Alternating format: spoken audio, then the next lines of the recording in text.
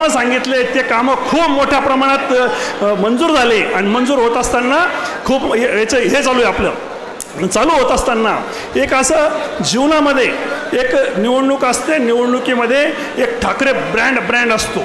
ठाकरे ब्रँडने काय केलं या मतदारसंघामध्ये आमच्यासारखे माणसांवरती आशीर्वाद ठेवता, आमच्यासारखे माणसं निवडून येतात आणि निवडून असं पळून जातात दुसरीकडं. हे धोकेबाजी होत असते आणि धोकेबाजी होत असताना एक जीवनामध्ये जे काही करायचं आपल्याला ते चांगल्या पद्धतीने आपण काम करू आणि काम करून आपल्याला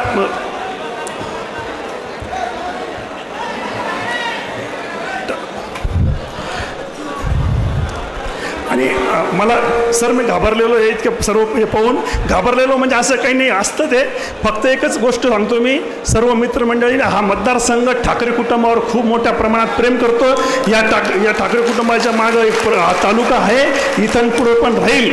फक्त मी मित्रांना सर्वांना विनंती करतो, लहरों से डर के नैया पार नहीं होती है. ये आदित्य साहेबाकरता, माझ्याकरता, दानवे साहेब सर्वांकरता है. लहरों से डर के नैया पार नहीं होती है और कोशिश करने वालों की हार नहीं होती. एक उद्धव ठाकरे साहेबांच्या बद्दल असं वाटतं, जो नैये को डुबा देता है, जो नैये को डुबा देता है उसे तूफान कहते हैं और तूफान से जो टकराता है उसे उद्धव ठाकरे साहब कहते हैं. उद्धव ठाकरे साहेब जे शब्द देतात ते पाळतात आणि इतक्या लोकप्रियतेमध्ये चांगल्या पद्धतीने काम सुरू आहे. आणि काम सुरू होत असताना हे मोठ्या प्रमाणामध्ये आपल्याला येणाऱ्या काळामध्ये शिवसेनेच्या पाठीशी उभं राहायचं आहे. मी उमेदवार असो का कोणता बी उमेदवार असो का काही असो, तसं न पाहता या मतदारसंघाने शिवसेनेच्या पाठीशी उभे राहिले. सर्व शिवसैनिकांनी कामं केले, शिवसेनेचा विश्वासाने काम केलं. तर मला खूप काही जास्त बोलायचं नाही. आता मला फक्त एकच आता की माननीय आदित्य ठाकरे साहेबांचं भाषण आम्हाला इथं ऐकायचं आहे. आणि ऐकत असताना ठाकरे साहेबांना मी ग्वाही देतो की येणाऱ्या काळामध्ये एक आपला हा जिल्हा तर पहिल्यापासून बाळासाहेब ठाकरे, उद्धव ठाकरे साहेबांच्या पाठीशी उभा राहिलेला आहे. आणि इथून पुढं जास्त ताकदीने फार मोठ्या प्रमाणामध्ये उभा राहणार आहे, त्याच्यात काही शंका नाही. मी काल मला कलेक्टर साहेबाचा फोन आला आणि फोन आल्यानंतर म्हणे PMO कार्यालयातून आम्हाला फोन आलेला आहे, म्हणे सर्व प्रतिनिधींना बोलवा, स्वागत करता. तर स्वागत करता मी म्हटलं मी जायचं का नाही जायचं, घरचे मंडळी म्हणे काही जाऊ नका म्हणे. पण नंतर मला प्रोटोकॉल पाहिला, मी अंबादासजी दानवे साहेबांचा बी प्रोटोकॉलमध्ये 10 वाजता पंतप्रधान साहेबांचं स्वागत करता जाऊ राहिले. तर मी त्यांना फोनसुद्धा केला पण त्यांनी उचलला नाही आणि त्यांच्या PAला फोन केला तर ते म्हणे जाऊ राहिले. मी बी डायरेक्ट चालले गेल्यानंतर तर पेपरात आणि याच्यात असं झालं जसं का मी काय दाऊदला भेटलो काय तिथं, असं लोक पाहायला लागले मला. असं काही विषय नव्हता, एक प्रेम मनातून काही नसतं आणि लोकांना असं वाटतं की हा काय करतो ते काय करतोय. कोणी शंका बाळगू नका. माननीय उद्धव ठाकरे साहेबांचा शिवसैनिक, मी बाळासाहेबांचा शिवसैनिक आहे. जीवनात शेवटच्या श्वासापर्यंत गद्दारी हा शब्द राहणार नाही, गद्दारी होणार नाही. चांगल्या पद्धतीने आपण एक काम करू. आणि आदित्य साहेब इथं आले, तुमचा जोश पाहिला, जोश सारखा आपल्याला पुढं मतदान बी देणार आहे. येणाऱ्या काळामध्ये कोणत्याही निवडणूक असो, तो पंचायत समिती असो, जिल्हा परिषद असो, आमदारकी असो, कोणतीही निवडणूक असो येणाऱ्या काळामध्ये. आणि लोकसभेला ह्या वेळेस साहेब, लोकसभेला या कन्नड मतदारसंघाने आतापर्यंत शिवसेनेला खूप मोठ्या प्रमाणात लीड दिली. तर समोरच्या माणसांनी 2.5 वर्ष या तालुक्यामध्ये जे पाहिजे ते दिलं. कारण की तुम्हीच त्यांना मंत्री केलेलं होतं, रोजगार हमी योजनेचं मंत्री केलेलं होतं. त्याच्याकडे दुनियाभरचे पैसे आले, त्यांनी 5-5 भावी आमदारांना इथं पैसे वाटले, दुनियाचे खर्च केले. 4 मंत्री 4 आमदार, इथं 5 भावी आमदार. आम्ही थोडं कुठंतरी कमी पडलो तरी माफी. ठाकरे साहेब यांना मी विनंती करतो, आपल्या तमाम शिवसैनिकाला आपण या ठिकाणी मार्गदर्शन करावं.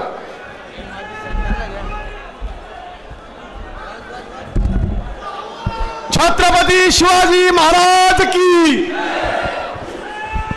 जय. महाराष्ट्र. आवाज येतोय का?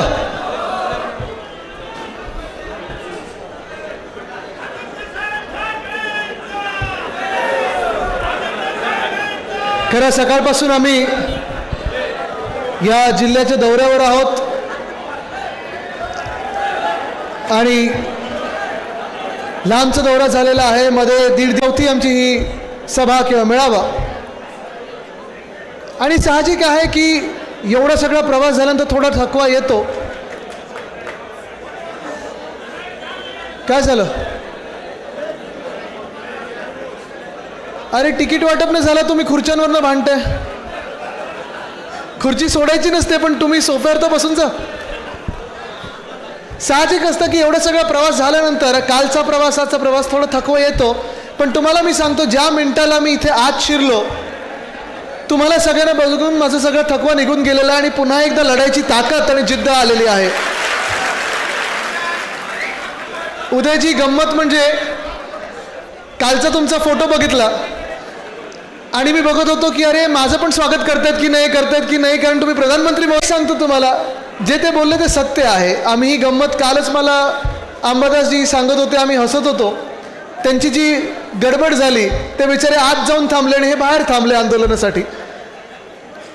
ठीक आहे, पण हे सगळं होत असताना मी खास करून कौतुक करायला आहे उदयजींचं, कारण नेहमीच गेल्या 2 वर्षात असेल, त्याच्या आधीच्या 2-2.5 वर्षात असेल, मी ज्या मिनिटाला विधानभवनात शिरत असतो माझ्यासोबत एक व्यक्ती हमखास असतात, ते म्हणजे उदयसिंग राजपूतजी. बरं, त्यांना विधानभवनात, आणि गंमत तुम्हाला अजून एक सांगतो, विधानभवनात जायच्या आधी उत्सुकता असते की मी सही करायला जातोय की नाही रजिस्टरवर, कारण आता माझं अटेंडन्स कमी होईल. तर ते हेडमास्टर सारखे माझे विचारत असतात, सही केली का. पण आमच्या ह्या सगळ्या गमती चालू असतात आणि मी त्यांना काही महिन्यांपूर्वी पण सांगितलं होतं की उदयजी, मी तुला 8ची वेळ होती, पोचत होतो, तेव्हापर्यंत एक थेंबर पाऊस पण नव्हता झाला. आणि ज्या मिनिटाला आपली बस त्या सभेच्या ठिकाणी पोचली, एवढा तुफान पाऊस सुरू झाला. आपल्यातून पण अनेक लोक तिथे असाल, मला दिसत होते ते लोक कोणी हलत नाही आहेत, पण ज्या खुर्च्यांवर बसलेले ते खुर्च्या सगळ्या डोक्यावर घेऊन उभे होते, बरोबर ना. आणि ते चित्र अजूनही माझ्या डोळ्यासमोर आहे. आणि त्या मिनिटाला मला 5 की 6 मिनिटं बोलायला मिळालं होतं. निवडणुकीचा काळ जवळ येत होता आणि मी तेव्हा एवढंच विचारलेलं होतं की आपला माणूस जिंकून येणार की नाही. आणि तुम्ही सगळ्यांनी मला होय सांगितलं होतं आणि तसं तुम्ही जिंकून पाठवलं त्यांना विधानभवनात. आज मी तुम्हाला परत एवढंच विचारतोय की तुम्ही मशाल पेटवणार की नाही आहे. आज हे मागे जे लिहिलेलं आहे महाराष्ट्र स्वाभिमान सभा, हे उगीच काहीतरी नाव द्यायचं म्हणून नाही लिहिलेलं आहे की दुसरं काही नाव सापडत नव्हतं. जसं आपण जन आशीर्वाद यात्रा वापरलं होतं, त्यानंतर भाजपने आपलं नाव वापरलं जन आशीर्वाद यात्रा, मध्ये निष्ठा यात्रा सुरू होती. आणि 2022 साली जेव्हा आपलं सरकार पाडलं गेलं होतं तेव्हा निष्ठा यात्रेची सुरुवात केल्यानंतर आपल्यासारखे अनेक निष्ठावंत शिवसैनिक, उद्धव साहेबांवर ज्यांचं प्रेम आहे, वंदनीय हिंदू सम्राट बाळासाहेब ठाकरेंवर ज्यांचं प्रेम आहे, आमच्यावर सगळ्यांवर ज्यांचं प्रेम आहे, आपल्यासारखे हजारो लोक माझ्यासोबत या निष्ठा यात्रेवर निघाले होते. काही तेव्हा रोडमॅप नव्हता, काही कुठचाही रूट आम्ही ठरवत नव्हतो. 48 तास आधी आम्ही कळवायचो एखाद्या जिल्हा प्रमुखाला की आम्ही येतोय, आणि आमच्यासारखी लोक जायची आणि तिथे स्थानिक लोकांशी संवाद. मी सकाळी पण बोललो, पैठण असेल, कन्नड असेल, गंगापूर असेल, वैजापूर असेल, छत्रपती संभाजीनगर असेल, प्रत्येक मतदारसंघात जे काही प्रेम मला दिसतं, जे काही आशीर्वाद मला इथे मिळत असतात, हीच प्रेरणा आणि हीच ताकद घेऊन मी महाराष्ट्रभर फिरत असतो. आणि तुमचे आज आशीर्वाद घ्यायला तर आलोच आहे मी, पण हे महाराष्ट्र स्वाभिमान, आपला स्वाभिमान जो या भाजप सरकार चिरडत आहे, आपली अस्मिता, महाराष्ट्राची आत्मा जी भाजप मारायला निघालेली आहे, ती पुनर्जीवित करण्यासाठी आज मी पुन्हा एकदा तुमच्यामध्ये आलेलो आहे. तसं पाहायला गेलं तर निवडणूक आहे नाही आहे हे कोणाला माहिती नाही. निवडणूक कधी लागेल साधारण आपण अंदाज घेतोय की आपल्या नोव्हेंबरमध्ये निवडणूक लागेल, रात्र आहे, कदाचित दिवाळी येईल. पण तुम्हाला विचार करायचा आहे की ह्या पुढच्या 2 महिन्यांमध्ये जो निर्णय आपल्याला करायचा आहे तो आत्तापासून निर्णय पक्का आणि ठाम असायला पाहिजे. आत्ता देखील आम्ही येत असताना एका बांधावर गेलो होतो आणि शेतकरी संवाद, साधारणपणे तिथे जे कुटुंब होतं त्यांच्याशी संवाद साधत होतो. आणि इथे मला तुम्ही जरा सांगा की इथे शेतकरी बांधव किती आलेत? सगळे शेतकरी आहेत ना? मला तुम्ही सांगा, आज जे त्यांनी कधी मदतीला येत नाहीत, कधी काही आमच्यावर संकट आलं, आपत्ती आली, हे सगळं आहे बोलतो ते बरोबर आहे ना? मी के चुकीचं बोलतो? हे सगळं आहे बोलतो ते बरोबर आहे ना? मी के चुकीचं बोलतोय? बरोबर बोलतो ना? मग तिथे 3-4 महिला उभ्या होत्या. दानवेजीने त्यांना विचारलं की तुम्ही ते लाडकी बहीणमध्ये तुमचं नाव टाकलंय का? ते हसायला लागले आमच्यावर. काय मिळणार आहे आम्हाला? काय परवडतं आज 1500 मध्ये? आणि ही परिस्थिती आज संपूर्ण महाराष्ट्राची जी झालेली आहे, ही काय आज नाही उद्भवलेली परिस्थिती. ही गेल्या 2 वर्षामध्ये भाजपाने पूर्ण प्लॅनिंग करून की महाराष्ट्राला मागे खेचायचं कसं, महाराष्ट्राला मागे ओढायचं कसं, महाराष्ट्राला ढकलायचं कसं, खालती ढकलत कसं राहायचं, हे सगळं प्लॅनिंग करून गेल्या 5 वर्षातलं काम आणि 2 वर्षातलं काम हे भाजपने करून दाखवलेलं आहे. आपलं सरकार असताना अनेक गोष्टी आपण ह्या राज्यात करत होतो. महाविकास आघाडीचं सरकार असताना तुम्ही सगळे शेतकरी बांधव आहात. मी खरं बोलतो की खोटं बोलतो तुम्ही मला सांगू शकता समोरून. पण उद्धव साहेबांनी जी कर्जमुक्ती आपल्यासाठी केलेली 2 लाखापर्यंतची जी कर्ज होती, ती कर्जमुक्ती झाली होती की नव्हती झाली होती? झाली होती ना. आणि सोपी कर्जमुक्ती होती ना, एका अंगठ्यावर होती. बरोबर आहे. कारण त्याच्या आधी देवेंद्र फडणवीस साहेबांनी देखील सांगितलं होतं की आता ऐतिहासिक कर्जमुक्ती होते. होर्डिंगवर सगळीकडे दिसलं होतं मला महाराष्ट्रात. पण अटी शर्ती एवढ्या होत्या की मला वाटतं तो अजून कर्जमाफीचा कार्यक्रम अजून चालू आहे. काही पात्र शेतकऱ्यांना अजून कर्जमाफी झाली नाही त्या कार्यक्रमातली फडणवीस साहेबांची. कारण काय होतं, तुमच्या पूर्वजांना आणा, तुमच्या आत्याला आणा, तुमच्या नातूला आणा, तुमच्या पंटूला आणा, मग ह्या अंगठा द्या, मग ते बोट द्या, मग हात चेहरा दाखवा, मग असं करा, मग उद्या या नाही, बुधवारीच या, गुरुवारी या. हे सगळं आपण केलं नाही. उद्धव साहेबांनी अधिकाऱ्यांना सांगितलं, ज्या मिनिटाला मुख्यमंत्री झाले, नागपूरमध्ये आमचं अधिवेशन होतं, आणि त्या मिनिटाला उद्धव साहेबांनी सगळ्या अधिकाऱ्यांनी सांगितलं की मी शब्द शेतकरी बांधवांना दिलेला आहे की जर आमचं सरकार आलं तर आम्ही कर्जमुक्ती करू. ती मला नागपूरमध्ये करून दाखवायची. 2020 साली ती कर्जमुक्ती आपण करून दाखवली. आपल्या सरकारचा तो पहिला निर्णय होता, मला आठवतं. आणि काही राजकीय मंडळी जी आजूबाजूला बसली होती, काही मोठे नेते आपल्या आजूबाजूला बसले होते, ते गालातल्या गालात हसत होते. त्यांना वाटत होतं अरे हे काय मुख्यमंत्री, हे ना काही राजकारण कळतच नाही. आणि उद्धव साहेबांनी त्यांना विचारलं की काय झालं, का हसताय? ते बोलले साहेब माफ करा पण तुम्ही राजकीय माणूस नाही आहे, तुम्हाला राजकारण जमत नाही. नेहमी जर पाहायला गेलं, आपल्या महाराष्ट्राच्या इतिहासात पाहायला गेलं, राजकीय इतिहासात पाहायला गेलं, तर एखादा मुख्यमंत्री किंवा कुठचाही राजकीय व्यक्ती कर्जमुक्ती असेल किंवा अशा ज्या काही योजना असतात त्या निवडणुका जवळ असताना करतात, निवडणुका तोंडावर आल्यानंतर करतात. तुम्ही निवडणुकांना 5 वर्ष असताना करताय, हे कुठलं राजकारण तुमचं? आणि उद्धव साहेबांनी त्यांना थांबवलं, सांगितलं मी राजकारण करत नाहीये, मी माझा शब्द आहे तो शेतकऱ्यांना दिलेला आहे, माझ्या शेतकऱ्यांना गरज आहे, मी तो शब्द माझा पाळत आहे. पण तो फरक त्या आपल्या महाविकास आघाडीच्या काळाचा आत्ता जर तुम्ही तुलना केली तर आत्ताचे घटनाबाह्य जे मुख्यमंत्री आहेत, स्वतःला शेतकरी म्हणतात, रस्ता नाही त्यांच्या गावात जायला, 2 हेलिकॉप्टर जातात त्यांच्या गावामध्ये. पण आज आपण पाहतोय की गेल्या 2 वर्षामध्ये अनेक संकटं आपल्यावर आली होती, अनेक संकटं ह्या महाराष्ट्राच्या शेतकऱ्यावर आली. काही जिल्ह्यांमध्ये तर शेतकरी आत्महत्या थांबत सुद्धा नाही आहेत. पण परिस्थिती आणि फरक एवढाच आहे की ह्या घटनाबाह्य सरकारमधून, ह्या राजवटीतून कोणी तुमच्या बांधावर आलेलं नाही आहे, ना कोणी तुम्हाला विचारायला आलं, ना तुम्हाला कोणी धीर द्यायला आलेलं. मला आठवतं आपलं जे छत्रपती संभाजीनगरमध्ये दक्षिणमुखी हनुमान मंदिर आहे, तिथे दानवे साहेब मी एकदा नमस्कार करून बाहेर पडत होतो आणि एक वयस्कर मला वाटतं असेच शेतकरी मामा होते, त्यांनी येऊन मला पाय पकडण्याचा प्रयत्न केला. हे झालं याला 5-6 वर्ष झाली, 2017 की 18 साल होतं. आणि मी त्यांना लगेच थांबवलं, मी रोखलं, म्हणलो मामा तुम्ही माझ्या काय पाय पडता, तुम्ही माझे काय पाय धरताय? तर तुमचे नाही, तुमच्या माध्यमातून मी तुमच्या वडिलांचं आभार मानत आहे, कारण तुमच्या वडिलांमुळे माझा जीव वाचला.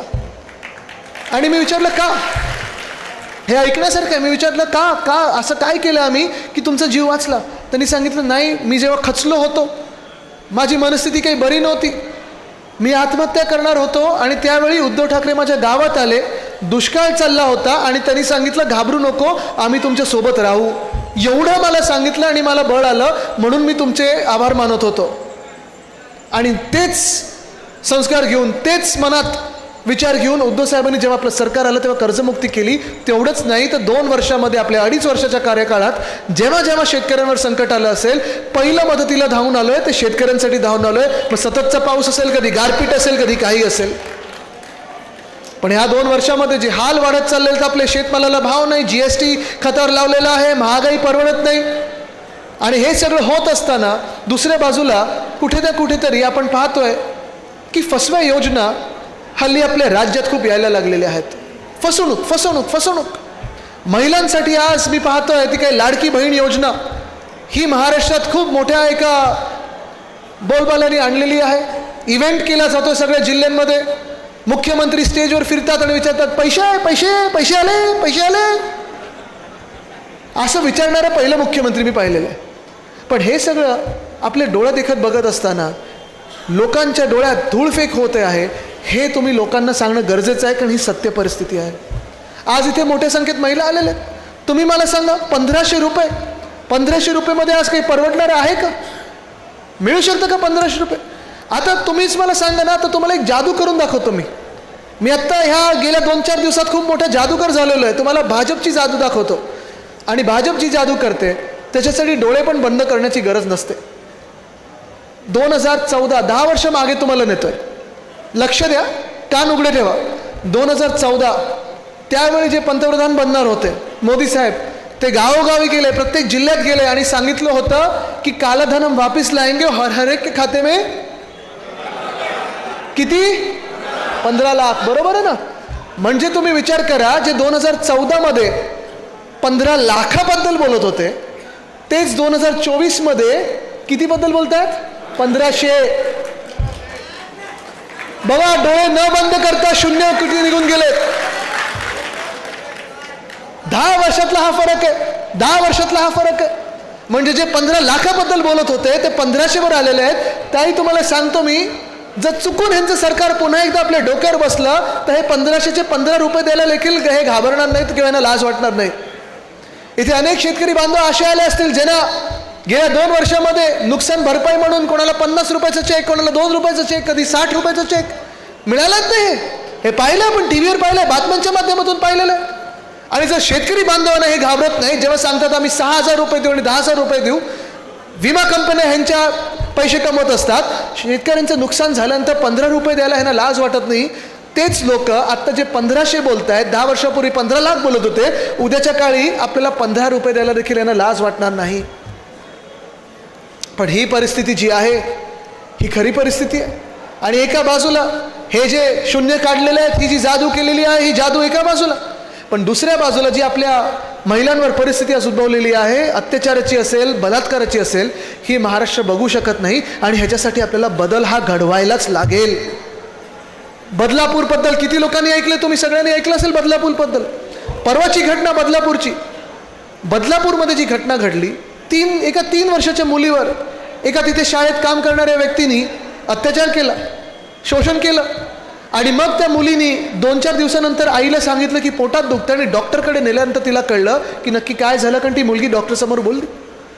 ती व्यक्ती, ती आई गर्भवती होती, तिची आई गर्भवती होती. त्या 3 वर्षाच्या मुलीला घेऊन ती पोलीस स्टेशनला गेली. पण पोलिसांना आदेश दिले होते ह्या घटनाबाह्य सरकारनी की हे भाजपवाल्यांची शाळा आहे, आपटे नावाचे कोणतरी गृहस्थ आहेत, जे तिकडचे ट्रस्टी आहेत, त्या शाळेला वाचवायचं आहे. म्हणून पोलीस स्टेशनचा आदेश हा असा होता की तुम्ही FIR घ्यायचीच नाही. 6 की 7 दिवस त्या महिलेची FIR घेतली नाही. ही महिला, गरोदर महिला, सतत जात राहिली. पूर्ण 1 आठवडा रोज गेली त्या पोलीस स्टेशनला, पण FIR घ्यायला पोलीस तयार नव्हते. शेवटी जेव्हा घेतली तेव्हा 10 तास पहिलं बसवून ठेवलं होतं पोलीस स्टेशनला. 10 तास झाल्यानंतर त्या गर्भवती महिलेची FIR घेतलेली आहे. हेच सरकार आहे जे लाडकी बहीण म्हणून सगळीकडे फिरत आहे. बरं, इथे प्रकरण थांबलं नाही. दुसऱ्या दिवशी जेव्हा तिथे आंदोलन झालं, सरकारला जाब विचारायला आंदोलन झालं, ह्या विकृतीच्या विरोधात आंदोलन झालं, रेल रोको झाला. तिकडचे स्थानिक नागरिक जेव्हा जनता ती आक्रोश करत होती, रस्त्यावर आली, तेव्हा पोलिसांना परत आदेश आला की शाळेला वाचवायचं आहे, लाठीचार्ज करा. 300-350 लोकांवर अटक केली गेली. जो खटला त्या ज्यांनी अत्याचार केला त्याच्यावर 10 दिवस टाकलं नव्हता. ह्या 300 लोक जे त्या मुलीसाठी लढत होते, लहान 3 वर्षाच्या मुलीसाठी लढत होते, त्यांच्यावर 10 मिनिटात खटला टाकला गेला, गुन्हा टाकला गेला, लाठीचार्ज केला गेला. हे कशासाठी? हे लाडक्या बहिणीसाठी करताय तुम्ही. पण निर्लज्जपणा इथे थांबत नाही. घटनाबाह्य मुख्यमंत्री कुठेतरी बोलतात की ही घटना, हे जे काही आंदोलन होतं, जो आक्रोश होता, जनतेचा जो रोष होता, हा राजकीय होता. किसन काथोरे हे भाजपचे आमदार सांगतात की हे सगळं राजकीय होतं. मिंदेंचीच व्यक्ती तिथे, वामन म्हात्रे नावाची, त्यांनी ते एका पत्रकाराला विचारलं की तू अशी का रिपोर्टिंग करतेस, जणू काही तुझाच रेप झालेला आहे. लाडके भाऊ कधी असं विचारू शकतात का? कधी असं बोलू शकतात का? तुम्ही मला सांगा, हे आपल्या महिलांचे लाडके भाऊ होऊ शकतात का? होऊ शकतात कोणी? होऊ शकतात कोणी? नाही होऊ शकत. पण आजची परिस्थिती ह्या महाराष्ट्रातली असेल, देशातली असेल, एवढी बिकट आहे की भाजप असो किंवा हे मिंदे सरकार असो, जे कोणी बलात्कारी आहे, जे कोणी महिलांचं शोषण करतात, जे कोणी महिलांवर अत्याचार करतात, त्यांचाच सत्कार करतात आणि तोच सत्कार घेऊन, तीच सत्कार मूर्ती घेऊन आपल्यामध्ये फिरतात की लाडकी बहीण, लाडकी बहीण, आणि आपल्याला फसवायला निघालेले आहेत. एक इकडचे पालकमंत्री आहेत, त्यांनी सुप्रियाताई सुळेंना टीव्हीवर येऊन किती घाणेरड्या शिव्या दिल्या होत्या. त्या दिवसापासून मी सांगतोय घटनाबाह्य मुख्यमंत्र्यांना, तुमच्यात हिंमत असेल, तुमच्यात धमक असेल, थोडी लाज उरली असेल तर त्या पालकमंत्र्यांना बरखास्त करा, पदमुक्त करा आणि हकालपट्टी करा त्यांची. पण पदोन्नती मिळते त्यांना. दुसरे एक निर्लज्ज मंत्री आहेत ज्यांना उद्धव साहेबांनी मंत्रिमंडळातून काढून टाकलेलं होतं कारण त्यांच्यावर अतिशय घाणेरडे आरोप झाले होते. टीव्ही चॅनलवर पण सगळं तो प्रकरण चाललं होतं. भाजपनी पण आंदोलन त्यावेळीच केलं होतं. पण भाजप बरोबर जेव्हा मिंदेंनी सरकार बनवलं तेव्हा भाजप पण गप्प बसलं आणि मिंदे पण गप्प बसले आणि त्याच व्यक्तीला पुन्हा एकदा मंत्री बनवलं. तिथेच थांबलं नाही प्रकरण. तर काल त्यांनी एक स्टेटमेंट दिलं टीव्हीला की असे अत्याचार आणि बलात्काराचे प्रकार तर होतच असतात, ह्याच्यात नवीन काय. हे सगळे लोक आपले लाडके भाऊ होऊ शकतात का, हा विचार तुम्ही केला पाहिजे. होऊ शकतात हे लाडके भाऊ? नाही होऊ शकत. आणि हे सगळं मी बोलत असताना दुसऱ्या बाजूला भाजप असा एक पक्ष आहे, मग तो कुठच्याही राज्यात असो, आपल्या महाराष्ट्रात असो, गुजरातमध्ये असो, कर्नाटकामध्ये असो, बलात्काराला सोबत घेऊन फिरणारा हा पक्ष म्हणजे भाजप आहे. एक बिल्किस बानो नावाची महिला होती गुजरातमध्ये, तिच्यावर जेव्हा बलात्कार झाला, तो बलात्कार होत असताना तिच्या मुलीला तिचं डोकं चिरडून मारून टाकलं गेलं होतं त्याच्यासमोर. सर्वोच्च न्यायालयाने त्यांना शिक्षा दिली, जन्मठेपेची शिक्षा दिली. आणि शिक्षा दिल्यानंतर ते जेलमध्ये होते सगळे बलात्कारी. मागच्या निवडणुकी, ह्या गुजरातच्या निवडणुकीच्या वेळी भाजपाने सर्वोच्च न्यायालयाचा अवमान करून त्याच बलात्कारांना बाहेर काढलं जेलमधून, हार घातलं, त्यांचं स्वागत केलं आणि मग सगळ्या त्यांच्या रोड शोमध्ये फिरवलं. हा भाजप हा कधी आपला लाडका भाऊ होऊ शकतो का? आपल्याला जी शिकवण आहे, जी वंदनीय हिंदू सम्राट बाळासाहेब ठाकरेंनी दिली आहे की बिल्किस बानोची जातपात धर्म कुठचाही असो, पण त्या बलात्काराचा जातपात धर्म न पाहता ज्यांनी बलात्कार केला असेल त्याला भर चौकात फाशीच झाली पाहिजे, ही शिकवण ही माझ्या आजोबांनी दिली आणि छत्रपती शिवरायांनी शिकवण आपल्या महाराष्ट्राला दिले. हे संस्कार आपल्याला दिलेले आहेत. पण हे संस्कार आपण महाराष्ट्र म्हणून जपत आहोत. भाजपा कुठे जपत आहे? प्रधानमंत्री महोदय स्वतः जेव्हा कर्नाटकात गेले होते लोकसभेच्या निवडणुकीसाठी, एक रेवण्णा नावाचा राक्षस, तुम्ही ऐकलं असेल त्याचं नाव, 2,500 महिलांचं शोषण केलं, त्यांच्यावर अत्याचार केलेले आहेत आणि ते अत्याचार करताना, बलात्कार करताना तो व्हिडिओ काढलेला त्या माणसाने, त्या राक्षसानी, त्या विकृत माणसानी, त्या विकृत माणसाच्या प्रचारासाठी स्वतः प्रधानमंत्री महोदय गेले होते. अशा भाजपाकडून आपण न्याय मागायचा? अशा भाजपाकडून आपण न्यायाची अपेक्षा करायची? अशा भाजपाला आपण लाडका भाऊ समजू शकतो का? हे तुम्ही मला सांगा. समजू शकतो आपण कधी ना भाऊ? नाही समजू शकत. पण आज लाडका भाऊ असेल किंवा कदाचित लाडका शेतकरी अशी योजना काढतील. आज महिला आपण पाहतो हैराण आहेत, त्रस्त आहेत, रस्त्यावर फिरत आहेत, न्याय मागत आहेत आणि रस्त्यावर आंदोलन करायला लागले की त्यांच्यावर लाठीचार्ज होतो. शेतकरी बांधव काही बोलायला लागले की त्यांना भाजपच गुन्हेगार ठरवतं. केंद्रात असो, दिल्लीकडे जो मोर्चा गेला होता, काल कंगना राणावत बोललेले आहेत की शेतकरी जे दिल्लीकडे आले होते आणि मोर्चा घेऊन आले होते ते रेप करत होते आणि मर्डर करत होते. अशा व्यक्तींना आपण आपलं समजू शकतो का? किंवा आपलं कोणी सत्ताधारी समजू शकतो का? तुम्ही मला सांगा. तुम्ही ह्यांना कधी मतदान करणार का? करा शेतकरी म्हणून भाजपला कधी मतदान? ज्या भाजपाने शेतकऱ्यांवर अश्रुधूर सोडलेला आहे, ज्या भाजपाने शेतकऱ्यांवर लाठीचार्ज करून घेतला आहे, ज्या भाजपाने दिल्लीच्या दरवाजा ठिकाणी शेतकऱ्यावर गोळीबार केलेला आहे, तुम्हाला नक्षलवादी बोललेला आहे, अतिरेकी बोललेला आहे, अशा भाजपला कधी आपण आपलं समजू शकतो का? हे तुम्ही मला सांगायचं आहे. आणि नसेल समजू शकत तर आपल्याला ठरवायचं आहे की आपल्याला आता बदल घडवायचा आहे. कारण आज ना शेतकरी बांधव खुश आहे, वारकऱ्यांवर लाठीचार्ज झाला. हे सरकार पहिलं असेल ज्यांनी वारकऱ्यांवर लाठीचार्ज केला. आज महिलांवर लाठीचार्ज करायचे बाकी राहिलेले आहेत आणि तरुण तर आज पाहतोय आपण बेहाल त्यांचे झालेले आहेत. रस्त्यावर उतरलेला तरुण आहे. 2 दिवसापूर्वी MPSCची सगळे जे मुलं मुली होते, विद्यार्थी होते, स्पर्धा परीक्षा आपल्या महाराष्ट्रातली द्यायला जे पुण्याकडे गेले होते, सगळ्यांनी पुण्यात आंदोलन केलं ह्याच गोष्टीसाठी. कारण जो MPSC आयोग आहे आडमुठीपणाने पेपर काही बदलायला तयार नाही, घोळ घालतात तो घालतच आहे, पण कोणी तरुणांचं ऐकायलाच तयार नाही. जणू काही भूमिका घेतली की तरुणांना चेपायचं, चिडायचं, ही भूमिका ह्या राज्य सरकारची आहे आणि ह्या MPSC आयोगाची आहे. पण ना स्पर्धा परीक्षेमध्ये आपल्याला कुठे काही मिळत आहे, ना पोलीस भरतीमध्ये काही मिळतं. पोलीस भरतीचा तर विषयच किती घ्यायचा तो कमी आहे. 17,500 पदांसाठी 18 लाख तरुण आपल्या मुंबईत आले होते. अनेक तुमच्या गावातून, आपल्या गावांमधून पोलीस भरतीसाठी आले असतील मुंबईमध्ये. पण झोपायला कुठे लावलं होतं? उड्डाण पुलाच्या खालती पावसाळ्यात मरीन ड्राईव्हच्या चौपाटीवर झोपायला लावलं होतं. बरंच सगळं करून जर कुठे भरती झाली तर बदली पोस्टिंगसाठी पैसे घेतले जातात, SP DSP साठी घेतले जातात. कमिशनर म्युन्सिपल कमिशनरसाठी घेतले जातात. आणि हे सगळं जे वातावरण आहे हे बदलणं आपल्याला गरजेचं आहे. कारण एका बाजूला ना सरकार आपल्याला रोजगार देऊ शकत आहे, दुसऱ्या बाजूला तुम्ही मला सांगा जे 250 की 200 आमदार आज सत्ताधारी आमदार म्हणून सत्तेत बसलेले आहेत, 2 वर्षात तुम्ही कधीतरी ऐकलं ह्या 200 आमदारांमधून एकाला तरी की त्यांच्या मतदारसंघात त्यांनी मोठी फॅक्टरी किंवा मोठा उद्योग आणलेला ऐकलंय कधी? ऐकलंय? इथे 20शीतले तरुण किती जरा हात वरती करून दाखव. 30शीतले किती जरा हात वरती करून दाखव. जॉब किती लोकांना हात वरती करून दाखव. आणि बेरोजगार किती जरा हात वरती करून दाखव.